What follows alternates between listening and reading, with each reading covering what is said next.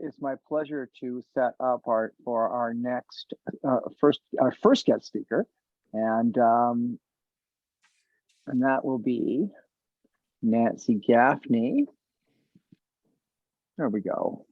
All right, well, Edward is getting the presentation pulled up. Thank you very much for the invite to all of you.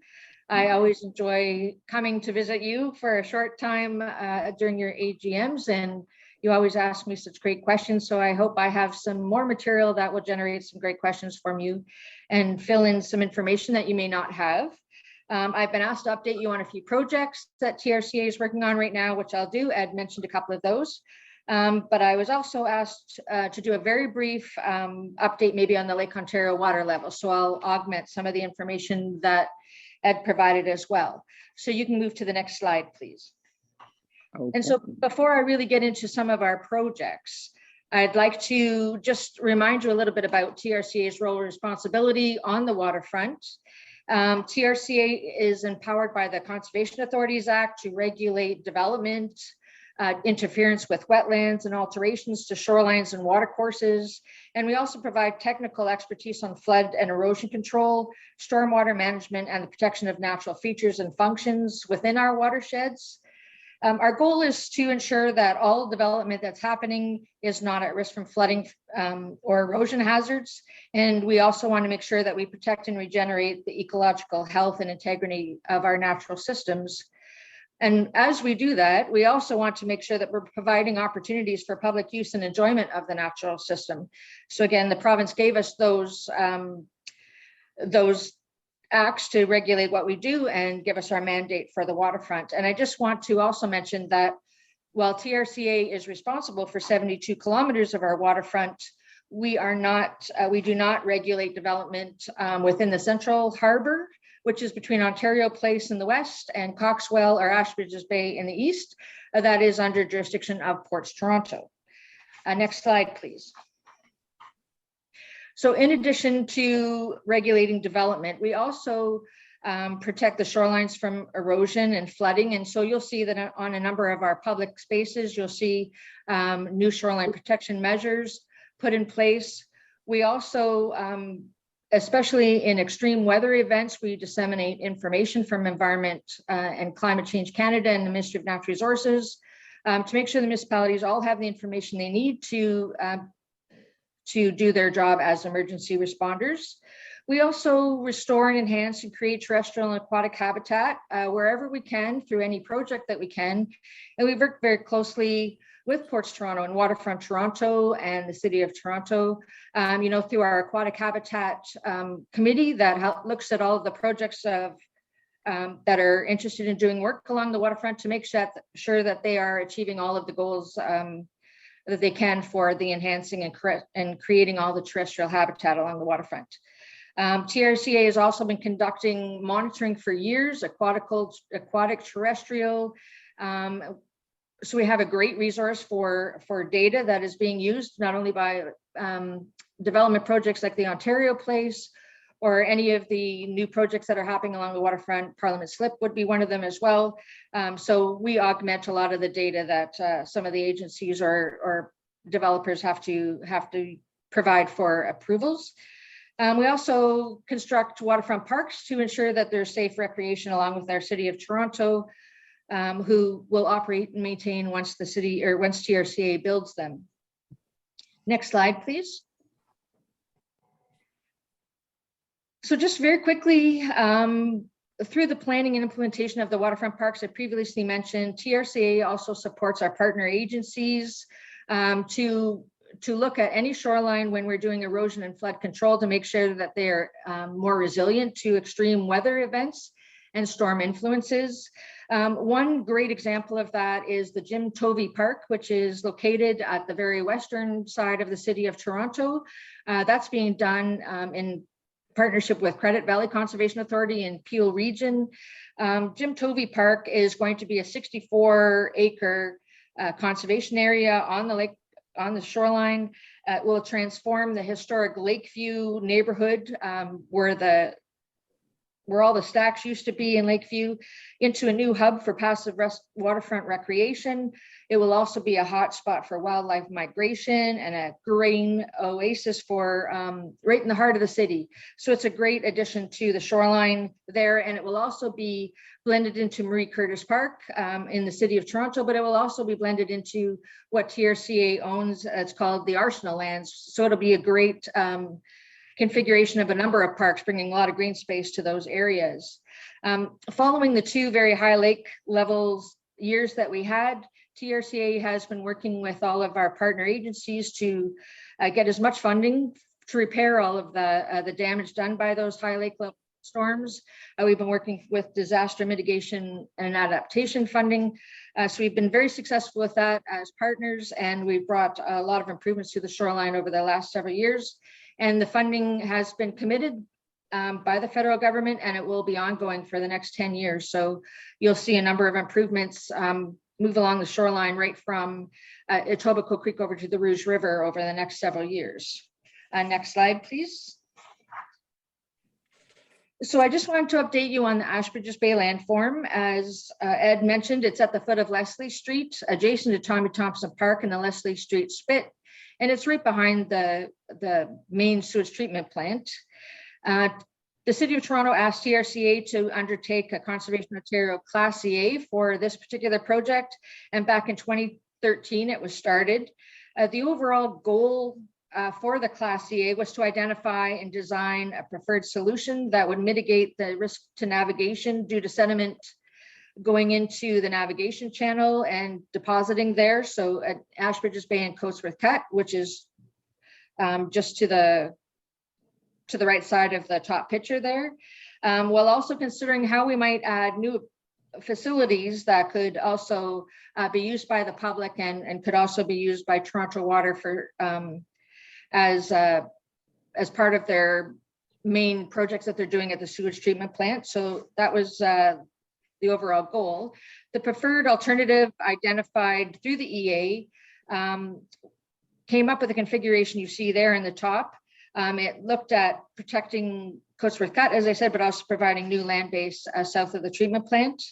The implementation of this project started in 2020, right adjacent to the Leslie Street Spit. The new land base, which will have a 22-hectare land base for the purposes of construction, is being made in, has been undertaken in 3 different cells. This involves the construction of a perimeter berm to isolate the cell and the material within it, and then they fill it from inside, and they go through 3 different cells as they're doing the lake filling. And it also includes a part of the larger landform. It's on the east side of the main landform that you see there in the top picture is a protective armor stone wall and a headland along the east side. And you'll also see 4 big headlands with cobble beaches and offshore water, rock shoals in between.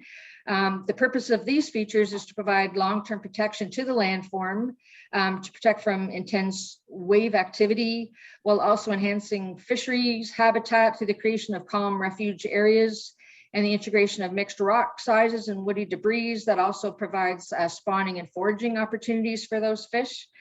To the east of the landform, TRCA has also 2 protection features, 2 breakwaters. The first one is referred to as the East Breakwater, which extends right off of Ashbridges Park. It's the lower little protrusion off the end of the park. It keep the sediment back into the area of Coatsworth Cut and deflects it up into the other big breakwall that's coming down. So it keeps the sediment outside of the Coatsworth Cut and moves it further out into the lake as opposed to into the cut. Next slide, please.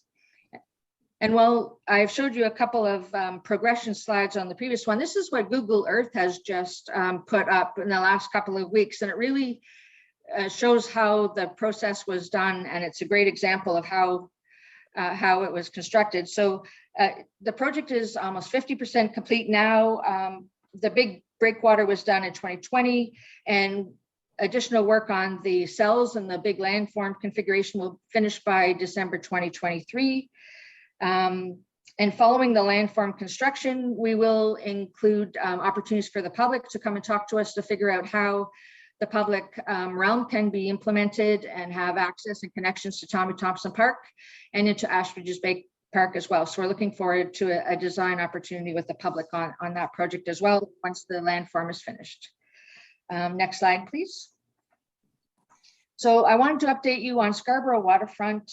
Most of you are probably familiar with the project itself. We did an individual EA for the Scarborough Waterfront in partnership with the City of Toronto between 2014 and 2019. And our goal was to provide safe public access and an enjoyable waterfront experience while protecting and enhancing the natural environment along 11 kilometers of shoreline between Bluffers Park in the west over to East Point Park at the Highland Creek in Toronto.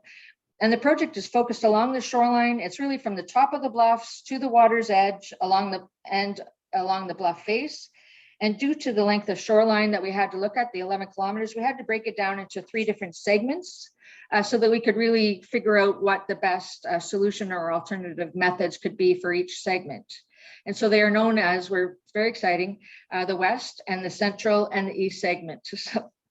So when I refer to the West segment, I am referring to the image that you see in front of you here, Bluffers Park, and it shows some of the implementation pieces that you'll see. And so this particular segment, which we're working on now, includes a park and an enhanced beach between the park and Meadowcliff, which is where the hook or the hockey stick looking thing at the right side of the image.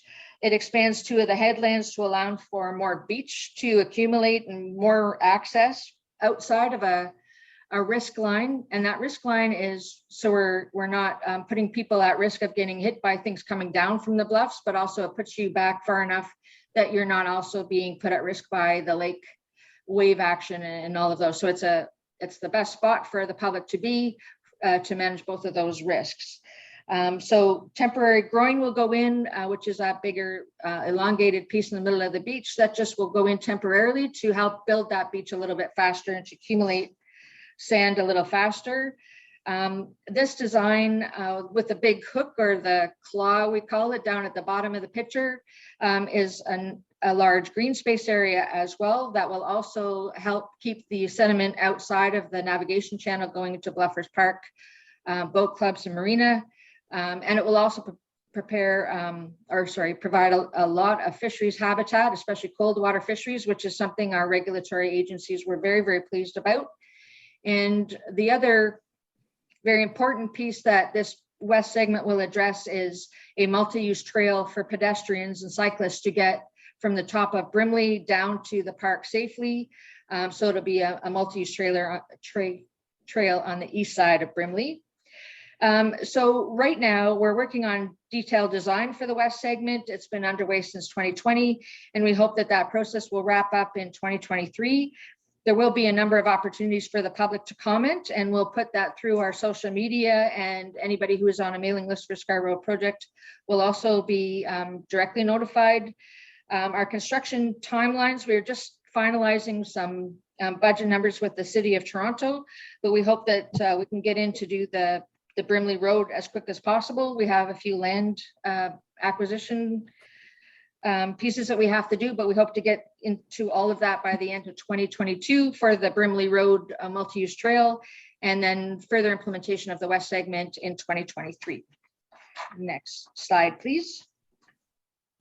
And I'd also like to tell you a little bit about the Toronto Island Park flood and erosion mitigation environmental assessment. So Ed had updated you on a number of mitigation measures that we're taking just to make it the island a little bit more resilient in the short term until the EA was complete.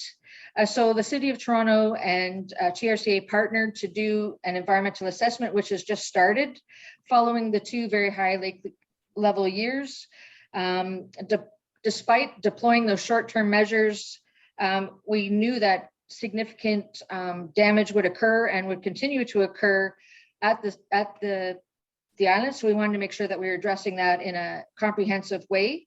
So we started the environmental assessment for remedial flood and erosion control to develop the long-term flood mitigation. So we did some baseline data collection, background review to identify all of the at-risk study areas for the long-term flood protection. And we developed a number of conceptual designs and selected some preferred alternatives. We are focusing some of our areas on Algonquin Island and Wards Island, Center Island, and the roadways. And we have draft concept designs to show to the public, which has happened in March. We had a number of opportunities for the public to be engaged with our draft concepts and the preliminary alternatives. We're going to have a second round of public engagement in the fall, once we have some more details around those preferred alternatives to present. And depending on the amount and the type of feedback we receive, and the opportunity to complete additional rounds of engagement if needed, we do hope that we can file the EA for approval by early 2023. So we're hoping that all of our engagement is complete and we can file it once we have everything we need to do that. And following the EA approval, the project will proceed to detailed design and we'll get to the approvals necessary for those priority sites. Next slide, please. So I wanted to talk to you very quickly about lake levels, and Ed, you've talked a little bit about of how it, some of the work that's been done this year, but I just wanted to give a really quick overview of where the International Joint Commission is regards to the lake levels from a couple of years of extreme water levels. So I wanted to tell you very quickly, Plan 2014 seems to be the underlying document that is used as the regulation plan, where the IJC figures out how much outflow is permissible under the plan. And it was a plan that was developed 16 years or more of planning and consultation. The plan was finally finalized. It was called Plan 2014, but it was finalized in 2016. And they actually started to implement that plan in 2017, just as we were getting into our first year of very high water levels. So during 2017, we had severe flooding along the Lake Ontario shorelines, both on the, on all sides of the lake, as well as big impacts on the St. Lawrence River. The high water also caused major difficulties for Indigenous nations and boaters, commercial shippers, farmers, and many other interests. And the flood waters continued in 2019. While we had a bit of a reprieve in 2018, the waters continued in 2019. In fact, it got even higher, and we went up as high as almost 76.0, which is at the top of the chart that you see there regarding the daily Lake Ontario levels. And that's the highest recorded level that Lake Ontario has ever been. And so there was so many areas along our Toronto shoreline that that was underwater, that had a lot of significant damage as a result of the high lake level once the water went out, and a lot of lost businesses, a lot of commercial entities actually weren't able to run during those high lake levels, et cetera. So they had another look at the plan. They tried to determine if Plan 2014 actually caused the problem or if it made the problem worse. So the IJC asked the Great Lakes Adaptive Management Committee to have a look at the plan. What happened in 2017, 2019? What did they do? How could they do it better? They went through all of the results. They talked to people, stakeholders and operators, all the stakeholders of all the, the Great Lakes, as well as the St. Lawrence, to determine what could be done better. And they developed some tools that maybe the IJC commissioners could use in the future. And I won't tell you any more about that, but they do. I have attached their link to this presentation, which can be circulated after the meeting. If you want to know more about the phases, the expedited review of Plan 2014, it's very interesting and includes a lot of input from stakeholders that are in the room today. And the IJC is very interested in keeping our groups engaged in further processes and the next phase of their Plan 2014 review. So there's also the IJC webpage as well. If you have any questions that I haven't been able to answer for you, you can probably find that in those two web pages. Next slide, please. So I just wanted to, along with the IJC, there's a number of other agencies along the waterfront that certainly are motivated to make sure that all the information that is available is provided to all of our state or our municipalities and emergency responders as quick as possible. So I've just also provided a little bit more about TRCA's flood risk management program, what we do and how we engage the public and agencies and stakeholders along the shoreline, what the parameters or criteria for our Lake Ontario shoreline flood watches or flood warning, so that these are all tools that we've improved since the high lake level has occurred back in 2017, 2019. We want to make sure that if it occurs again, everybody knows who to go talk to, where the information can be found. And through our discussions over the last many years, we've also developed a Lake Ontario public viewer that you can also access. And if you want to know what your shoreline looks like under certain elevations of water, you can put some of those layers on and see probably where you're vulnerable and where maybe some mitigation may need to occur, depending on what water level. So we find it's an interesting tool to play around with, but it's really it's a visual for you to have an understanding of where you're vulnerable. Next slide, please. Thank you. I hope that was within my timeline. Thank you very much. Yes, and as I said, I'll just make a note that we're going to take questions at the end after all the speakers have finished. Thank you so much. And now it's my pleasure to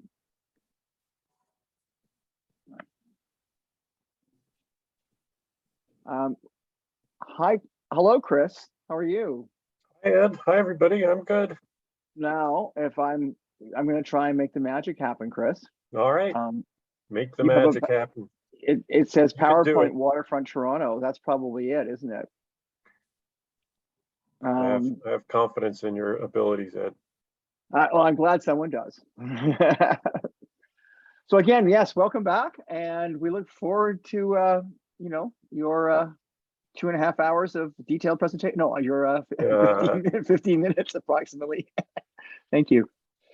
Yeah, I'll try to keep it to my time frame. I didn't prepare as comprehensive a deck as Nancy. This one's really just talks about 2 projects. If you want to go to the next slide, and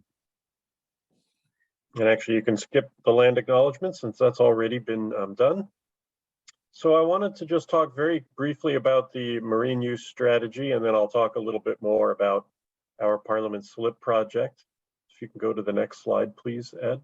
So I believe another one of my colleagues, Ray Tasaka, presented the marine use strategy at your previous AGM, but I wanted to give just a quick update for those who might not have been present for that.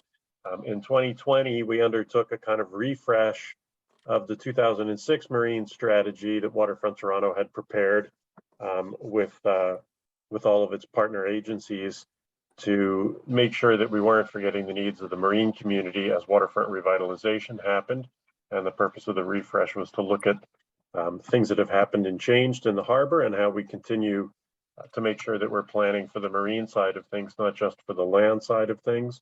The strategy had 3 major chapters or focus areas that you see in the bubbles here. So one had to do with mooring, where do boats go, and how do we support the growth of boating of all types in the harbor. Management, who's taking care of the marine side facilities, of which we have many, and hopefully we will have more. And there are a lot of jurisdictions that overlap. PortsToronto being the lead on the water, but there are others. And then movement. So how do we get from the land onto the water and then across the water? And so those were sort of the 3 strategies that we looked at with the goal of ensuring a balance for all the different types of marine uses, looking at major trends and where we kind of see boating use is going, and then developing a list of actionable items. So we had some near-term actions and then longer-term future work, and thinking about partnerships that'll help us get all of this done. Next slide, please.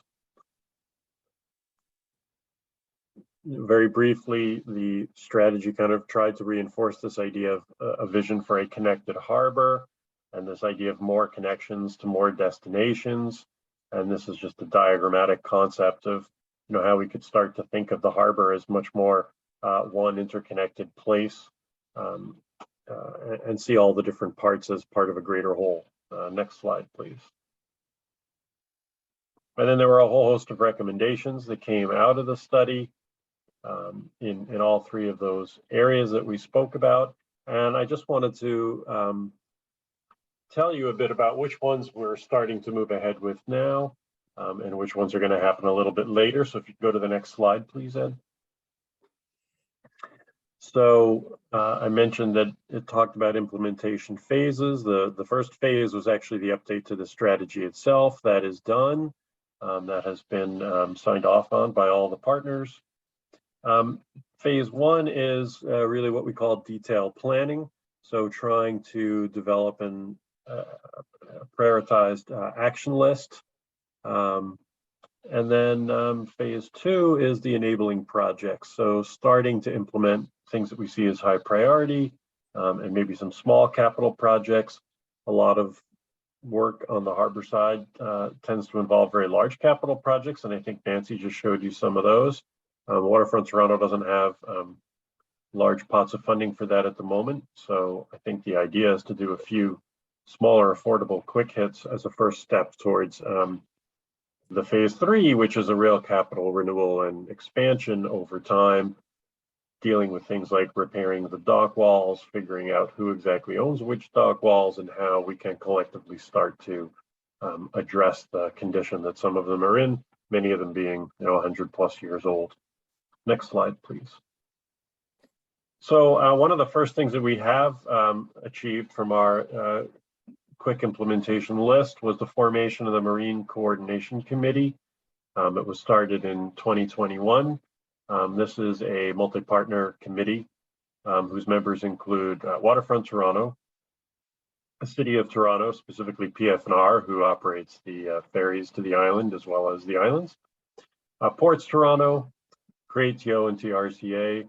It's co-chaired by the members, and its focus is really to kind of bring together all the different major agencies that have a role in governing the harbor, to try to start to streamline or smooth out the process. It doesn't have regulatory power. It doesn't overvaunt what any individual agency has as a mandate or has as a regulatory purview, but it helps us all come together, look at proposals, try to figure out collectively what the best path forward might be on any given set of issues.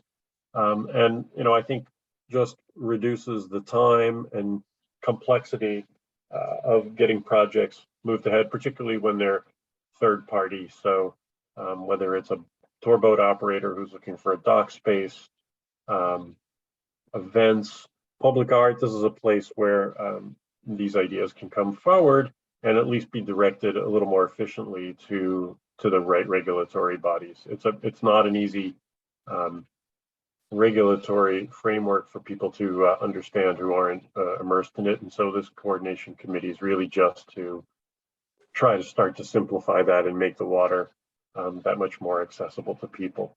So that has started functioning in the last few months, and we hope we'll continue to advance all of the other objectives.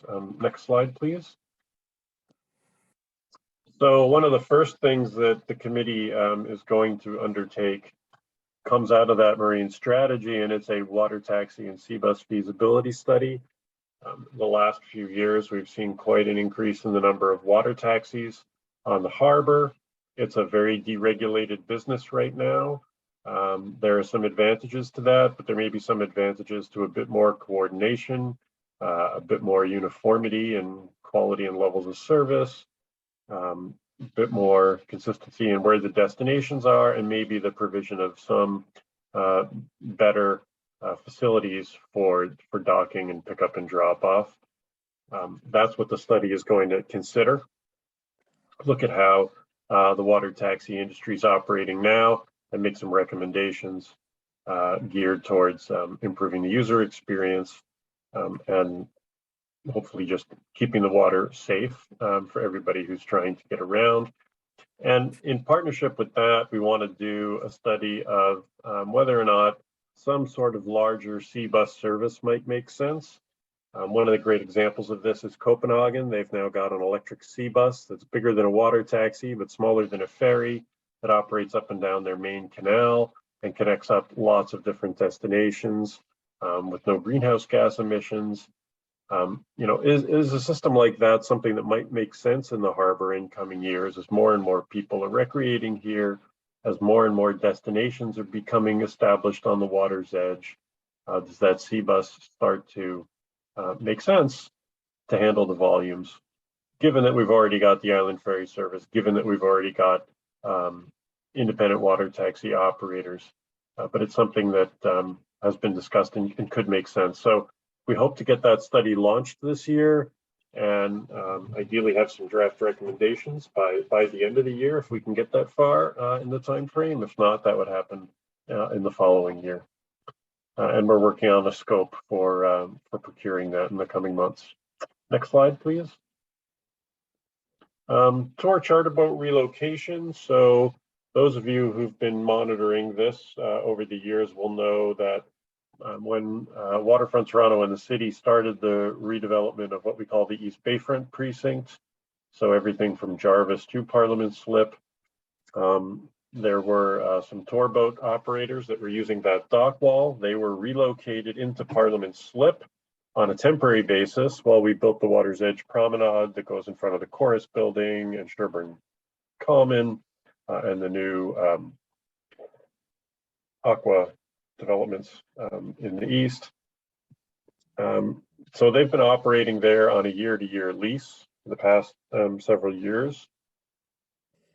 And with our Quayside project, we are now moving towards redevelopment all around the Parliament Slip. And so these tour boat operators are going to need to find new locations. First off, we have to do some work in the slip, so that it won't be possible for boats to use it during that time. And then afterwards, we have a new vision for public use of the slip that isn't really compatible with docking all these tour boats there. Plus, they rely on the landside parking for all their visitors, and we're proposing parks and cultural amenities on the land side that'll replace those parking lots. So it won't really be a suitable site for these tour boats. Two of them are in discussions with PortsToronto and some owners in the ship channel, and hopefully will find themselves a new home there. Another one, I believe, has decided to locate outside of Toronto. And there are a couple more who we will continue to work with to try to find them a suitable home. But by the end of this year, they will need to be out of Parliament Slip so that we can start rehabilitation work in the slip starting next spring and summer. Next slide, please. So that was a maybe not so quick recap of the marine strategy. I want to talk about the Parliament Slip Activation Project because in some ways it is implementing bits of the marine strategy. And I will also give a little pre-queuing to Geoff Wilson, who had a vision for Parliament Slip as a kind of maritime hub. And that thinking has informed what we're doing with Parliament Slip. So can I go to the next slide, please? Some of you have probably heard of the Quayside site, which is all of the land on the north side of Queens Quay, basically from almost to Sherburne Common all the way over to the silos at Parliament Slip.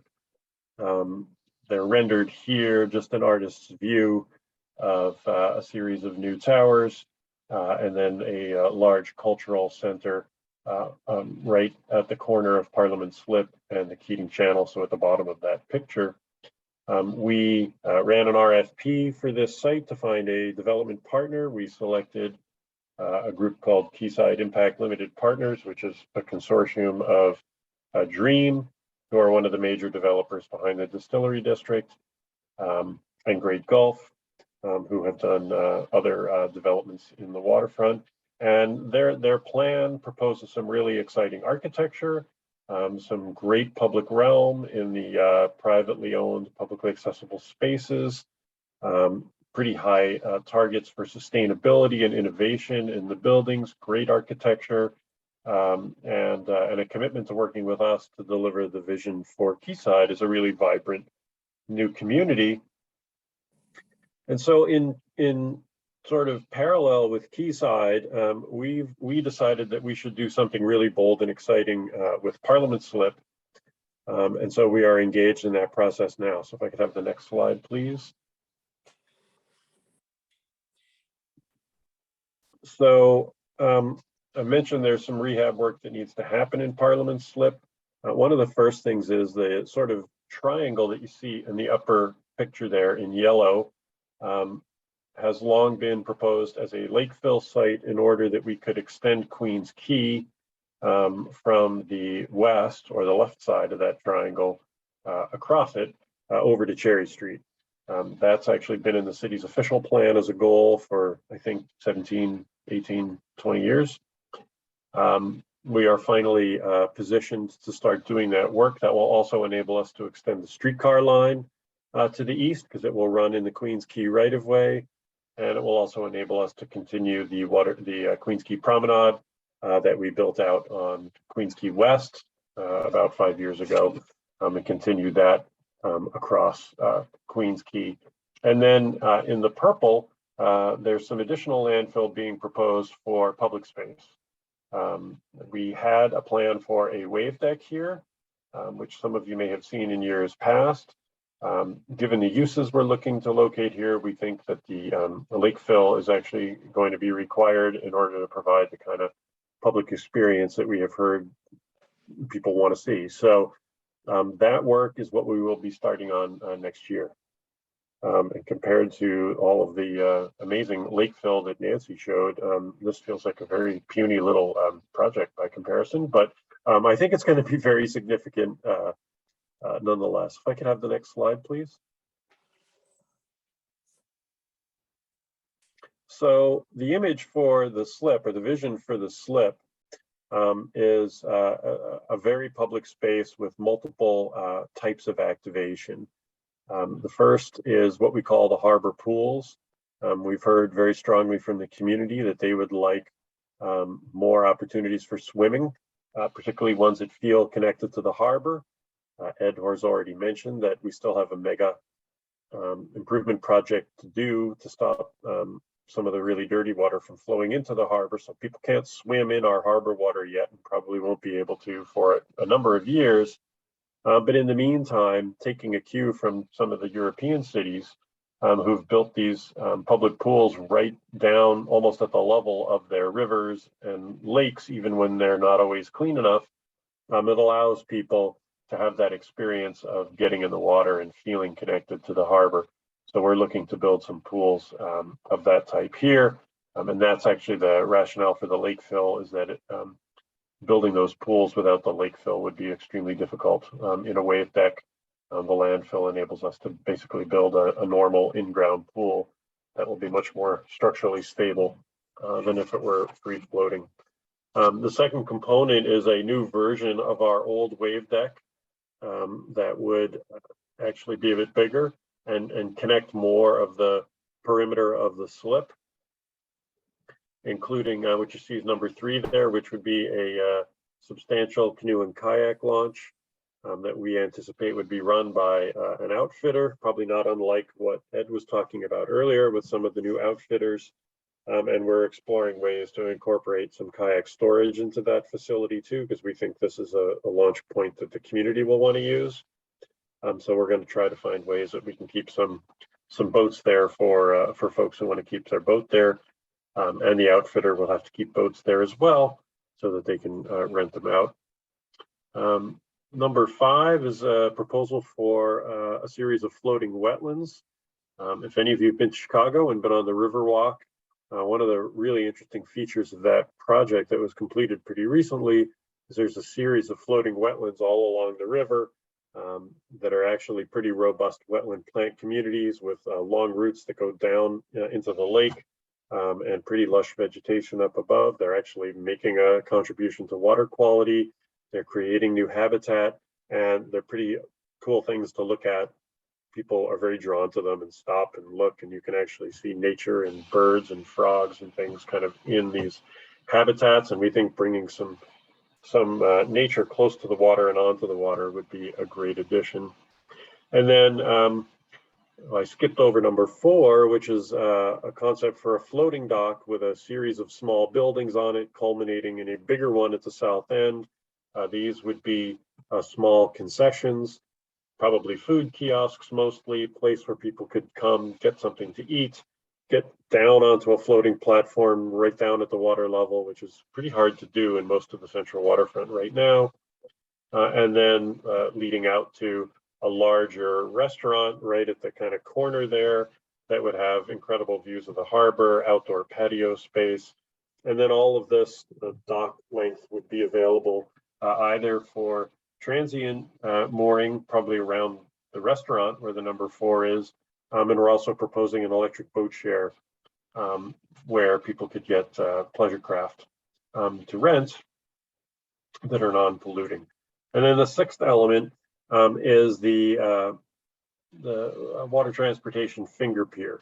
And this is where we took some inspiration from Geoff Wilson's idea to start to look at, could we provide a kind of uniform, good water taxi dock, sea bus dock type of facility. So this part of the waterfront gets connected into the waterborne transportation network. Next slide, please. So I've already spoken about these. I'll just show you these quickly. So here's the idea of the harbor pools. There would be a fully accessible entrance from Queens Quay. There would need to be some change rooms and mechanical facilities, which would be kind of tucked into a rise in the wave deck. There would need to be some pool fencing, which we're looking at some artful ways to incorporate. And then a pretty extensive pool deck where people can hang out. And the pool itself would probably have multiple configurations, which I think are in the next slide. Maybe they're not, but if you can go to the next slide. No, they're not. This was just our study of swimming on the waterfront. No, it's okay. You can keep it advanced. So you can see we looked and within a 2.5 kilometer radius, there's no outdoor swimming from this site. There are a couple of indoor swimming pools, but no outdoor ones. So this would be a pretty unique facility in this large neighborhood. Next slide, please.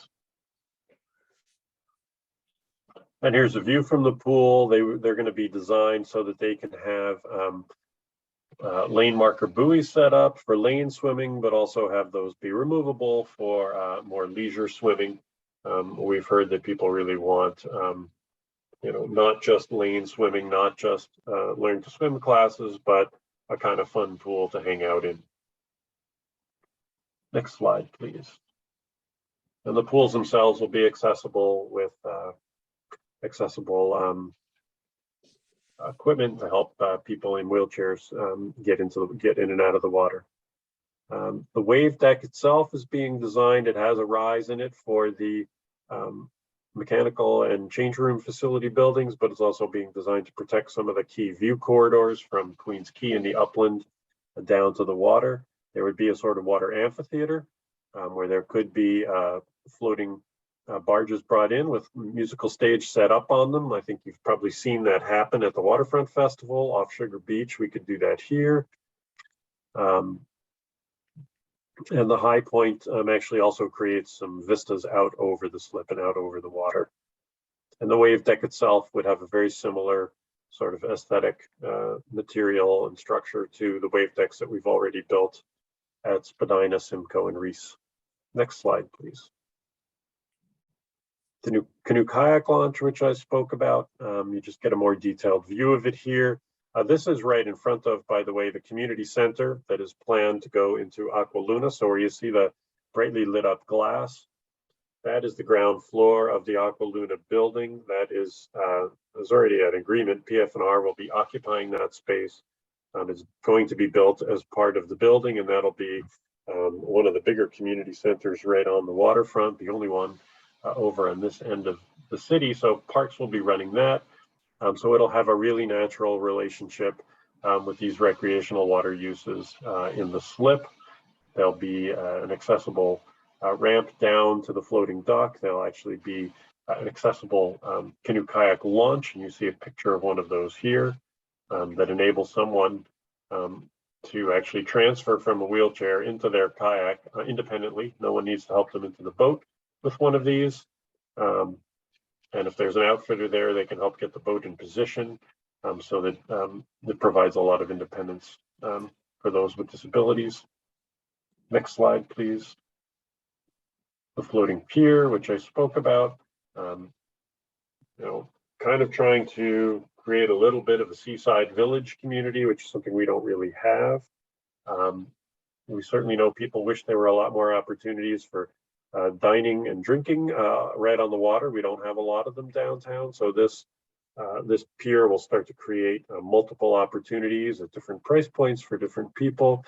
So there'll be the accessible gangway, mooring for the electric boats, somewhere between 8 to 15 different concessions with micro retail, then the larger restaurant and the transient mooring. Next slide, please. The floating wetlands, I already spoke about these. You see on the right, that is a photograph of the Chicago Riverwalk, and you see how extensive those wetlands are. They create kind of a whole new environment between the public walkway and the actual open river channel, and they're very successful habitat. Next slide, please. And then the fixed transportation pier. Here you see a sort of close-up rendered view of the idea of the water taxis being able to use it, and a sea bus. You see also this proposal here shown for a green Toronto to Niagara ferry. I don't know if that's happening or not, but something of sort of that intermediate size. This is not meant for Great Lakes cruises or large commercial ferry operations, much more of a mid-size that would be part of really more of a harbor-based, primarily harbor-based transportation network. Next slide, please. We thought a lot about winter and how to activate this in the winter. The floating elements will actually be able to be left in the water and winterized with bubbles. The canoe kayak launch would have to be removed in the winter, so that requires being put in and taken out.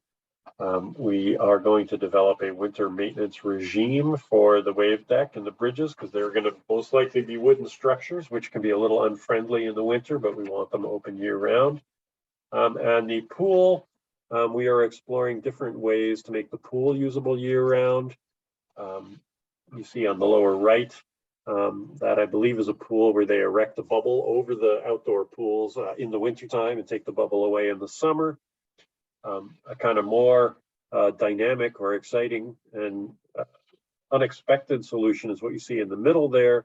There are now a series of these pools in some of the Nordic cities where they actually heat them with waste heat from all of the buildings and industrial uses.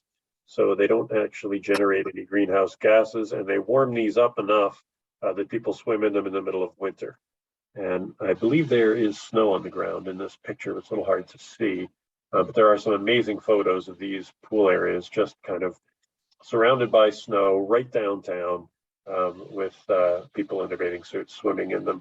We've done some market research, done some surveys, and so far we found a lot of Torontonians are interested in this idea of an outdoor, environmentally friendly heated pool.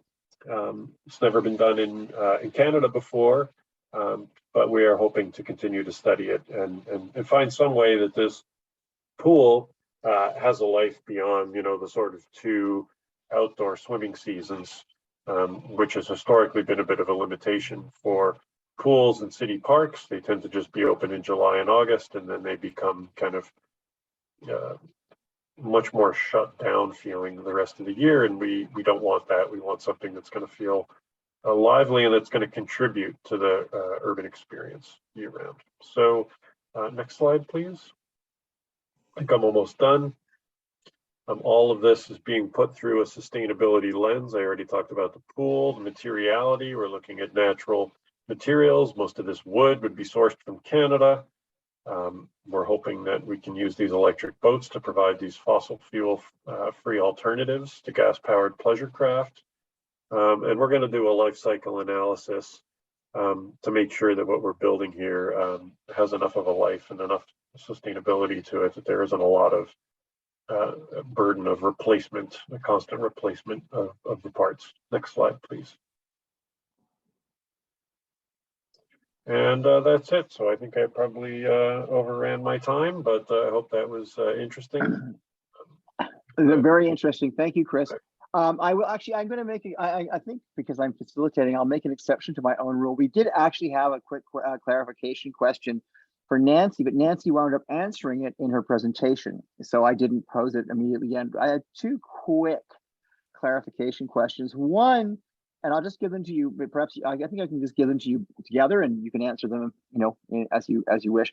So one question was had to do with the timing. It was specifically talking about this lovely bridge that we see going across the southern end of the slip, and what a sense of the timing would be on that, and I guess the other components.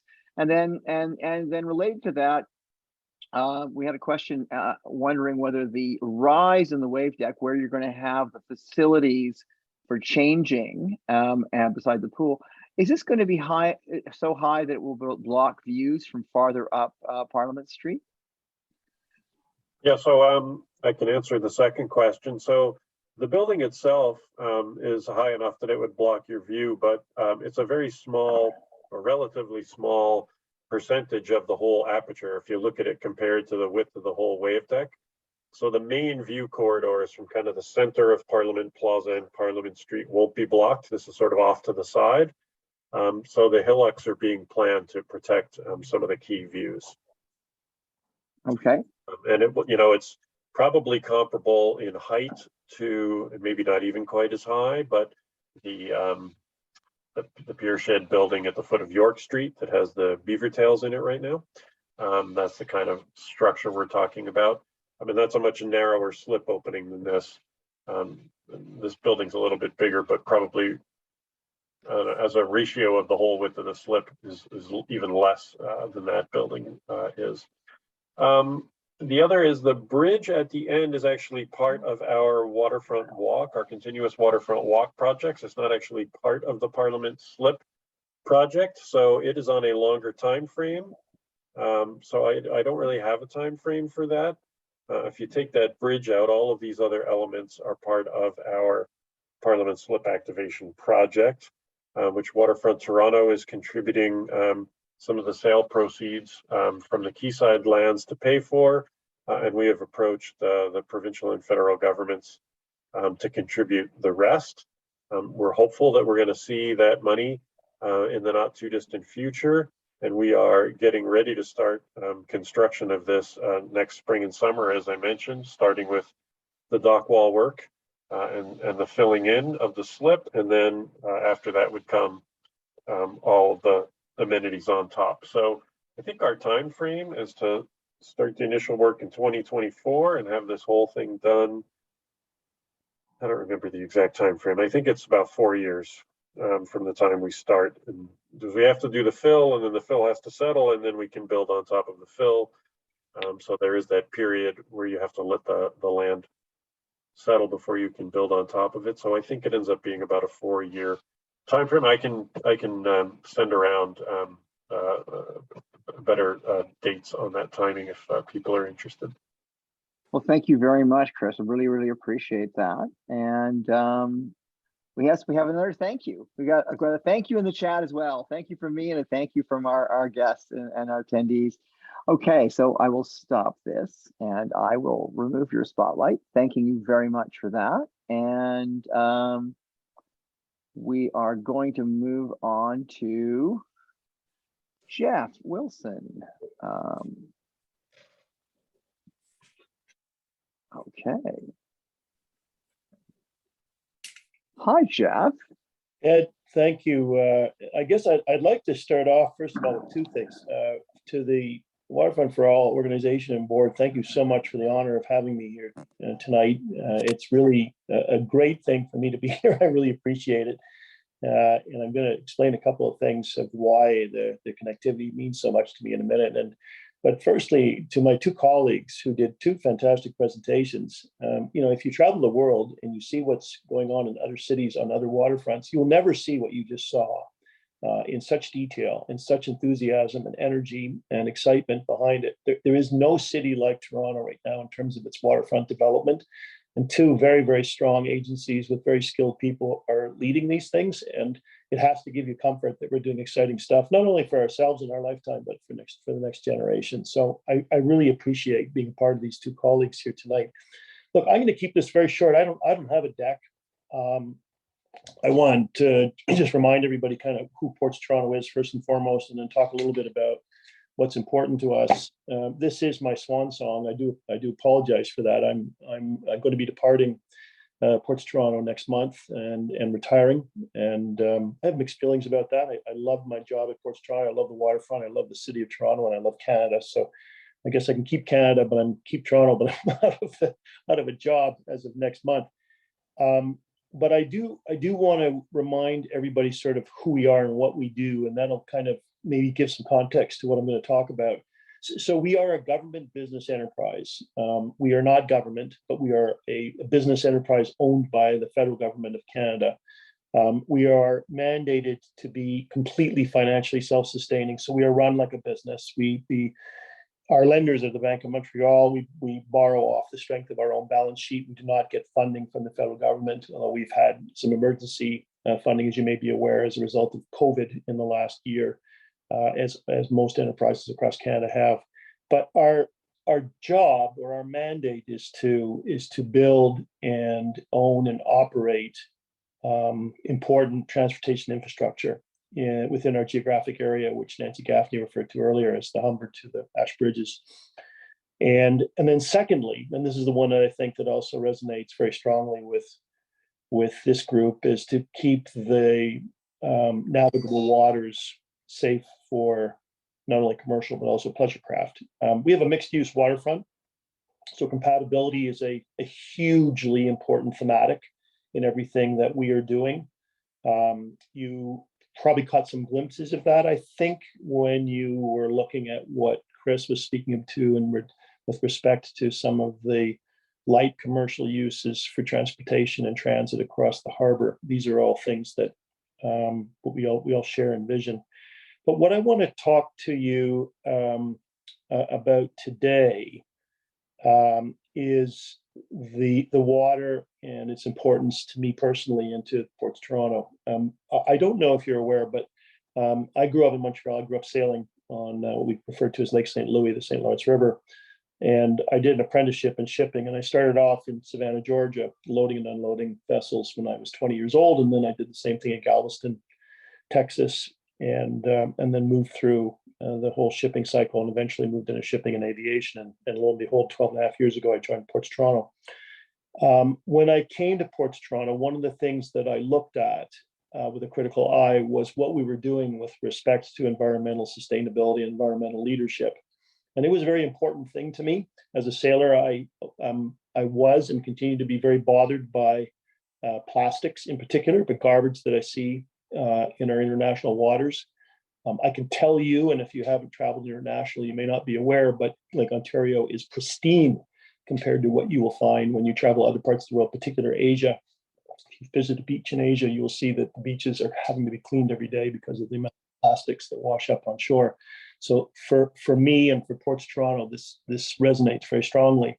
12 and a half years ago, PortsToronto, doing, of course, our name back then was Toronto Port Authority, was doing a number of very important environmental initiatives, but they didn't knit together in a way that really was a strategy or a plan or a long-term vision for what could be done and what needed to be done to continue to own and operate transportation infrastructure in a mixed-use harbor. Transportation infrastructure by its nature has some outputs which are unpleasant, whether they're noise or they're pollution, or just the simple annoyance factor of having something, as Ed said, a large cruise ship up against a kayak.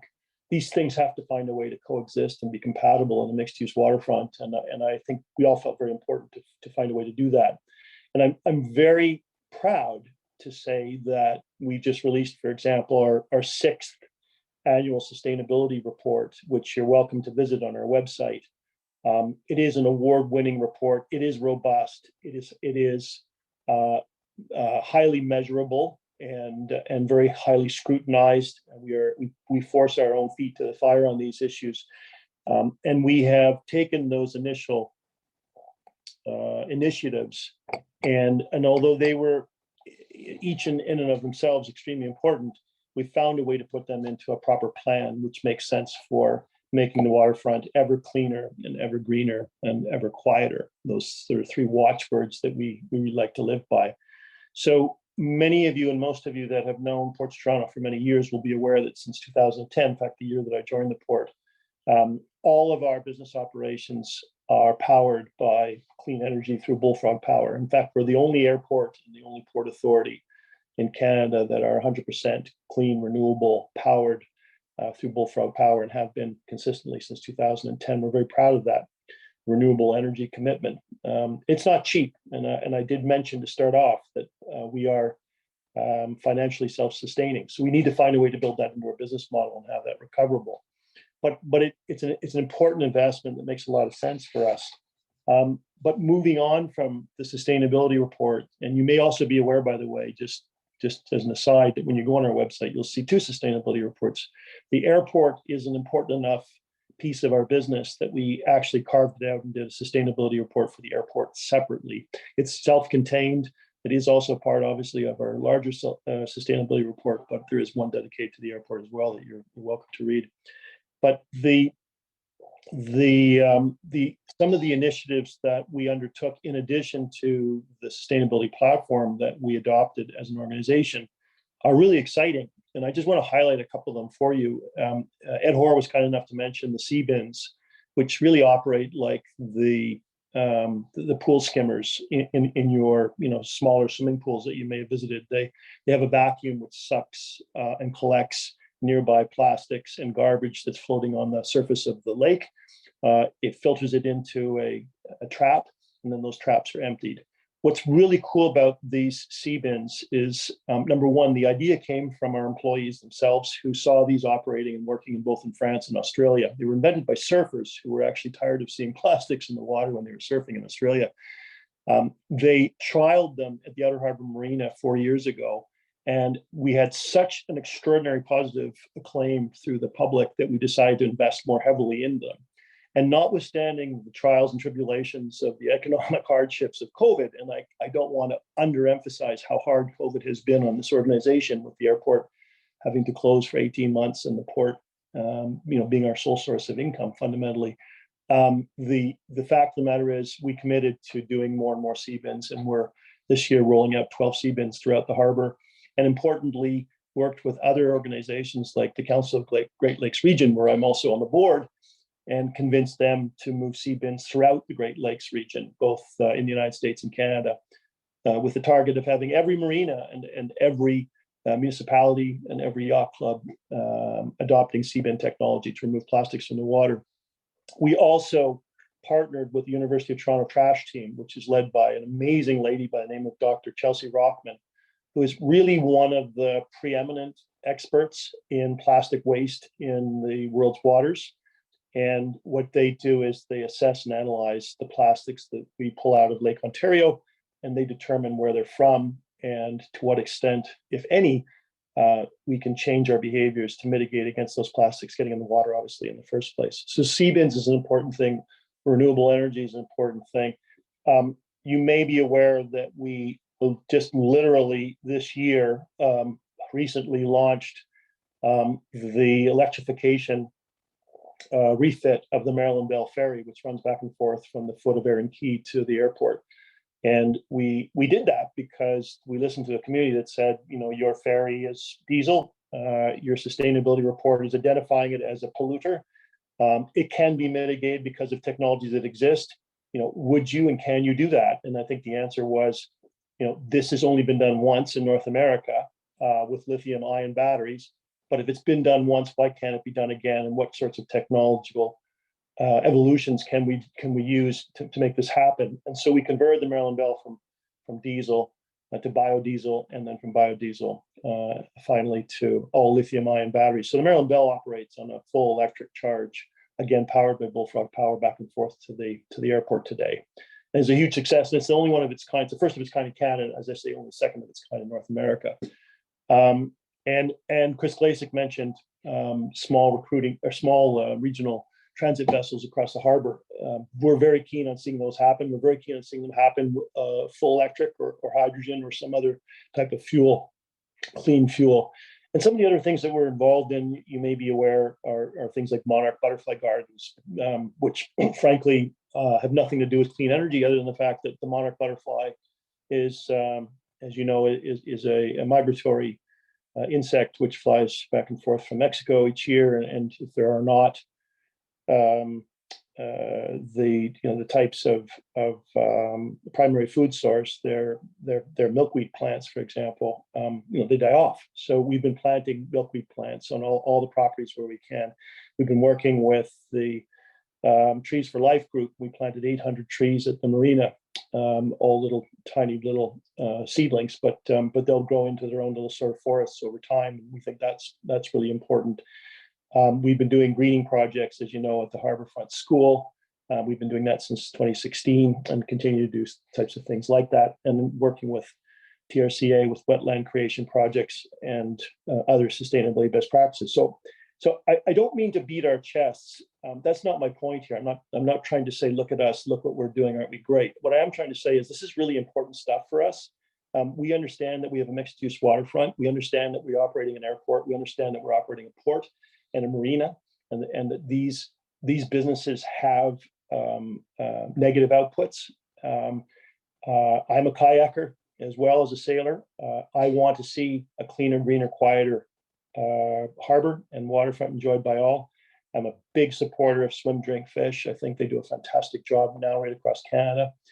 And I believe the vision of a cleaner, greener, quieter mixed-use waterfront is being realized and is going to ramp up very quickly. And technology is going to drive that. And so the last gasp that I have with PortsToronto as the CEO really is to convince our board, and I don't think they need much convincing because I think they're really on side with this, that the opportunity for us is really to continue to invest in technologies that will make the airport cleaner, greener, quieter, make ships coming into the port much, much greener, much cleaner, and continue to reduce the footprint so that Toronto's harbor can really, really shine and sparkle for all the uses that I know are really important to your membership.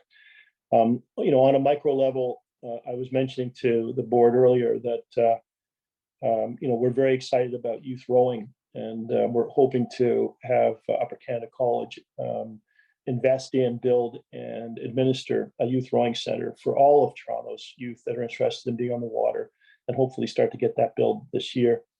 So that's probably the large part of my 10 minutes right there. I'm not talking about Billy Bishop Airport in this discussion. I'm not talking about the number of ships that come into the port. Business is recovering coming out of COVID. We all know, what that means.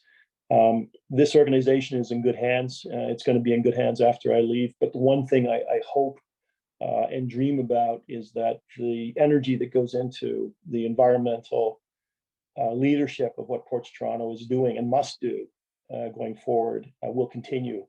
And I guess that's my pledge and my promise to Waterfront for All and to all the colleagues on this call. So I'll stop there if I may, Edward.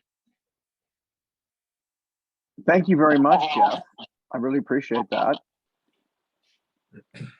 All right. So it's time for us to start with some questions. And Ed, did you have an initial question you'd like to leave? Any questions you'd like to pose for anyone? No, I think I'll pass. Okay. speak if everybody's heard enough from me, probably. Okay, and well, I actually have a question for Nancy. And let me see. I've got a couple questions for Nancy. Um, so Nancy, my friend Jane Anderson, she's got a group called Toronto Lakefront Community. They're a lot, they're folks who live from sort of the very eastern end of the beach to through Fallingbrook and Birchcliff. And what I know that they've been very concerned, I think as many people have been, with the sort of the, shall we say, activities that may be unhealthy or dangerous occurring, parties, things like that, on the area from the filtration plant eastward in particular. And I know that there's the shared concerns about access to that part. Your focus, of course, is on the farther eastern section of the Bluffs waterfront for the time being. But a couple of things. One is there's I think a lot of citizens, stakeholders, and users of this part of the waterfront in between Bluffers Park and the R.C. Harris filtration plant don't have a very clear idea of sort of who owns what and who's responsible for what in terms of maintenance and upkeep. If you could speak to that, and also just to sort of think, the other thing I've heard, and I know that Councillor Crawford has mentioned to me that at some point there will be a sort of serious look, EA, like we did for the Scarborough Waterfront project further east between Bluffers Park and East Point Park for the Bluffs West section. And you could give us a sense. I think you actually touched on that very briefly a while ago. How far off is that? And in terms of ownership and maintenance, how can the community get involved in a useful way in the meantime? Certainly. So the Toronto Lakefront community have been very successful in their campaign to raise their issues far and wide. And it has been heard by TRCA in the City of Toronto and Councillor Crawford and other shoreline councillors as well. And so TRCA was asked by the City of Toronto through a member motion, I believe it was through Councillor Crawford, to undertake the environmental assessment for the west side of Bluffers Park.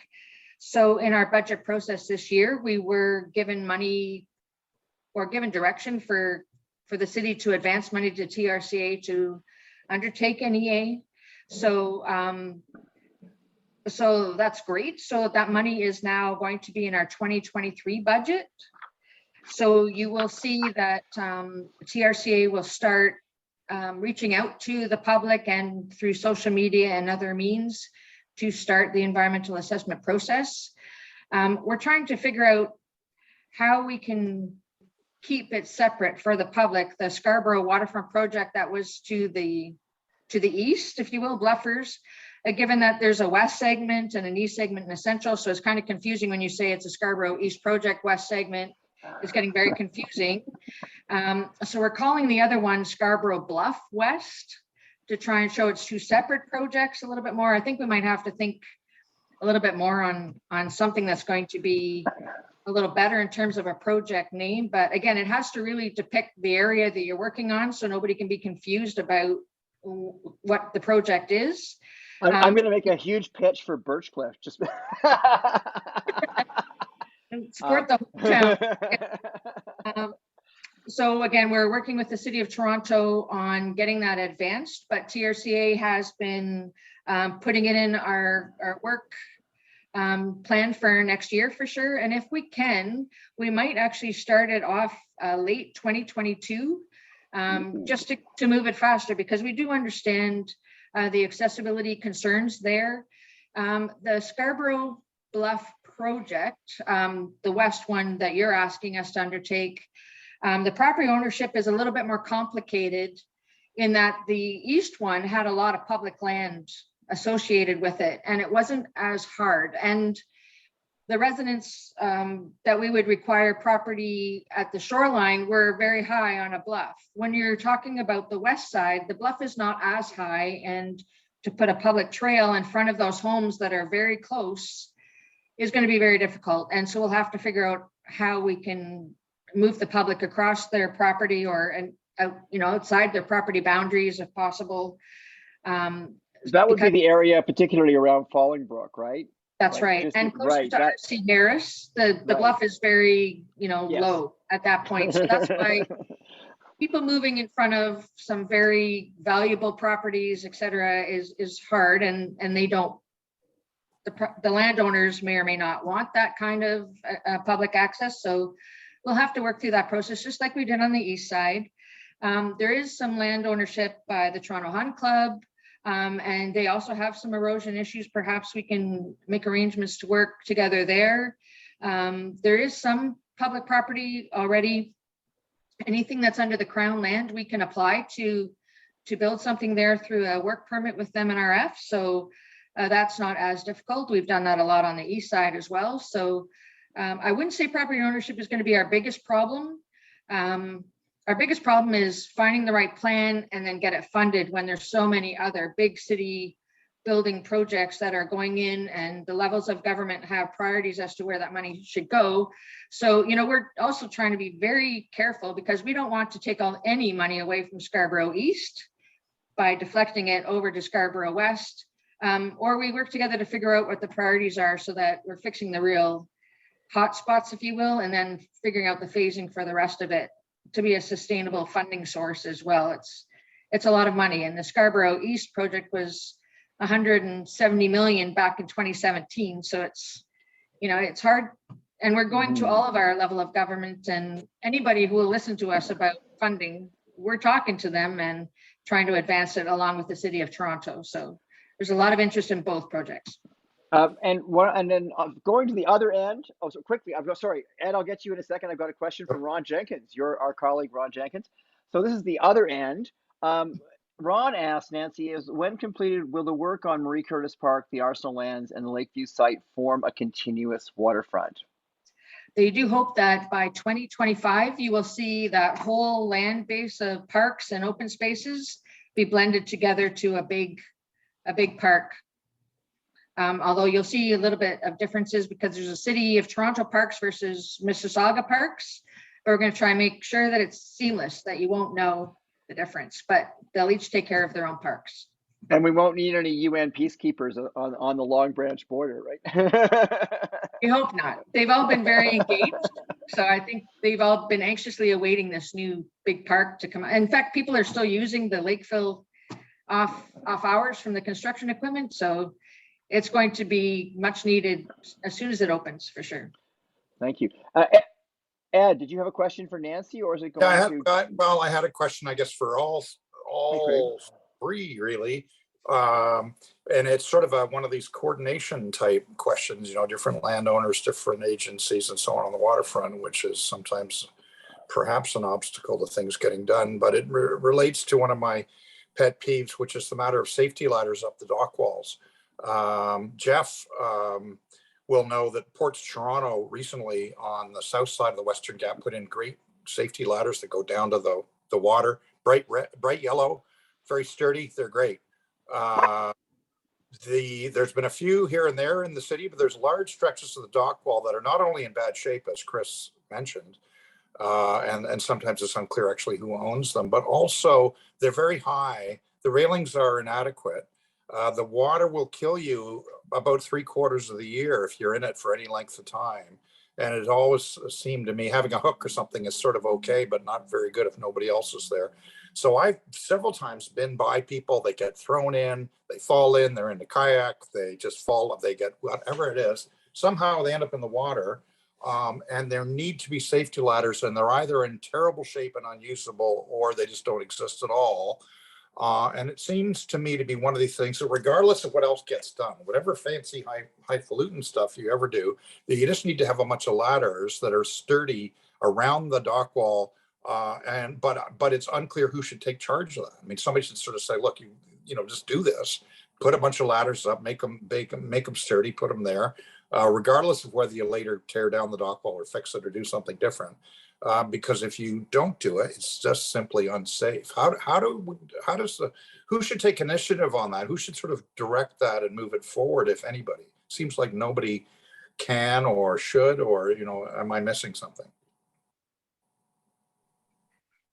Well, it's Nancy from TRCA, and I sympathize, of course. TRCA does not own any dock walls, so Right. we can be part of the encouragement, but we can't Yeah. be part of the implementation. But wherever there is opportunity to promote that, we certainly will, because it's something that's been identified to us as well as, because we're looking at recreation across the waterfront and we're trying to get better access for boats by doing canoes and kayak launches along with the city of Toronto. The dock walls has not been part of that conversation, but I'm sure that it will come up. So I'll be ready for that when it comes up, but we do not own any dock walls. I apologize. Look, the easy answer here is, because I don't want to point fingers, we do all work together on this, but you're right, there's a diverse land ownership. Where we own lands, we have safety equipment and the dock walls are repaired. It's only 17%, as you know, Ed, of all the dock walls. So we can't do all of the lands. But the City of Toronto, through the Waterfront Secretariat, can take charge of this, and PortsToronto, as a subcontractor, can implement all of it. So maybe a phone call to Waterfront Secretariat is the way to move it. Okay. But we can subcontract. We can do all that work. Okay. Do you concur? At no Chris? cost to Waterfront for All. I don't mean to imply it's your cost. Well, I mean, yeah, I've written letters, and maybe I'm misdirecting those letters. That's what I want to ask you. Chris, do you have any comment? Well, I was just going to say that the marine strategy also talked about safety and the idea of doing some more comprehensive work on safety. So that's certainly something I can bring back to the Marine Coordinating Committee and see where that fits into the work program. Okay, thanks. Thank you. Thanks, Ed, for that. Appreciate that.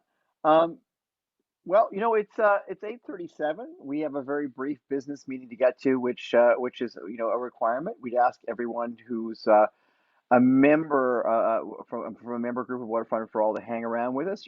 Anyone is welcome to stay, but I think we seem to have we were very respectful of your time.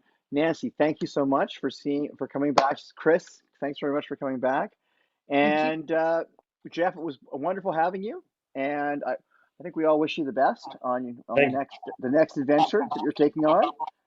You'll see me kayaking right behind Ed Hoare, probably across the in a rickety old yellow kayak. But I do want to stress my gratitude. Thank you for inviting me. This meant a lot to me in my final year here. I appreciate being a part of this meeting. Appreciate all of it. Yeah, thank you on behalf of myself and Waterfront Toronto. Thanks for having us. Thank you. Thank And you. Chris and Nancy, before I let you go, are we able to share your slide decks? Yes. Yeah. Great. And just to tell everyone too, we will be creating a recording of this part of this section of the meeting. We'll have to chop it up a little bit and tighten it, do a little magic, but we'll probably have that up on our website in June. Thank you very much. Good night. Thank you all. Chris, good night, Nancy. Thanks, guys. And good Good night, night. Geoff.